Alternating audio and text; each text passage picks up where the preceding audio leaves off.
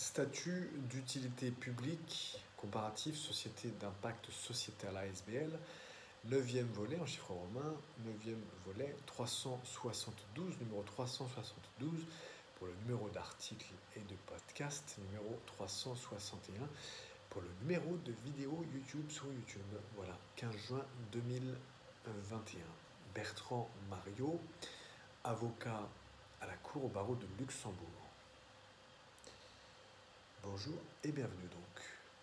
Quelle que soit la forme sociale de la société d'impact sociétal, la SIS, une SIS dont le capital social est composé uniquement de parts d'impact bénéficiera d'exemptions fiscales comparables à celles octroyées à une association ou une fondation reconnue d'utilité publique. Une association sans but lucratif, une ASBL, peut obtenir le statut de reconnaissance d'utilité publique en déposant un dossier auprès du ministre de la Justice. L'ASBL devra poursuivre un but d'intérêt général à caractère philanthropique, religieux, scientifique, artistique, pédagogique, social, sportif ou touristique. Le ministre de la Justice vérifie que les conditions visées au paragraphe 2, 3, 10 et 16, 2, 3, 10 et 16, oui, de la loi du 21 avril 1928 sur les associations et les fondations sans but lucratif sont réunies. Il s'agit notamment des conditions suivantes. Les mentions obligatoires des statuts doivent être présentes. Les obligations de publicité et d'immatriculation doivent être remplies. Une liste détaillée à jour des membres de l'ASBL doit être jointe au dossier. Et il doit y avoir aussi mention de toute libéralité entre vif ou testamentaire excédant 30 000 €, sauf exception. Et le ministre de la Justice,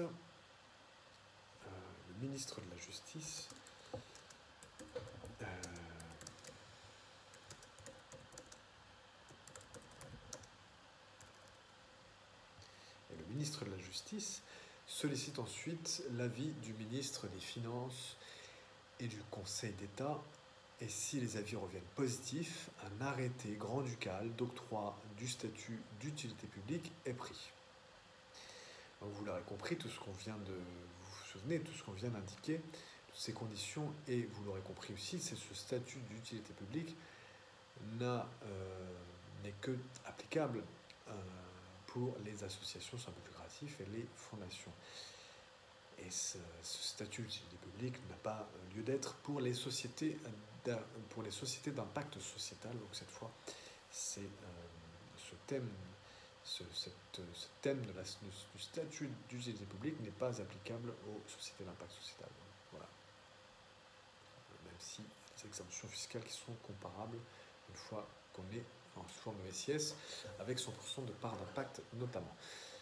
Mais cela fait l'objet d'un autre exposé. Cela fera l'objet d'un autre exposé. Donc nous sommes le 15 juin 2021. Il s'agissait donc de l'exposé statut d'utilité publique comparatif société d'impact sociétal ASBL, 9e volet en chiffre romain, et il s'agissait de l'exposé numéro 372 et du numéro de vidéo 361. S'agissant des références pour aujourd'hui, référence, donc article 14 de la loi du 12 décembre portant création, l'article 14 de la loi du 12 décembre 2016 portant création des sociétés d'impact sociétal telles que modifiées, les articles 2, 3, 10 et 16 de la loi du 21 avril 1928 sur les associations et les fondations sans but lucratif telles que modifiées, s'agissant du statut d'utilité publique. Et vous pouvez aussi vous reporter à notre livret comparatif sur les sociétés d'impact sociétal et les associations sans but lucratif, l'Union luxembourgeoise de l'économie sociale et solidaire, et édité aussi par le ministère du Travail, de l'Emploi et de l'économie sociale et solidaire, et que nous avions rédigé, Bertrand Mariot. Donc, Composition du capital social. Vous pouvez aussi vous reporter à notre précédent exposé composition du capital social, comparatif SIS-ASBL, c'était le 3e volet en chiffres romains, et c'était l'article numéro 366 et le numéro de vidéo 355, et le numéro de podcast aussi 366, qui était en date du 7 juin 2021, et Bertrand Marion de Molène, voilà.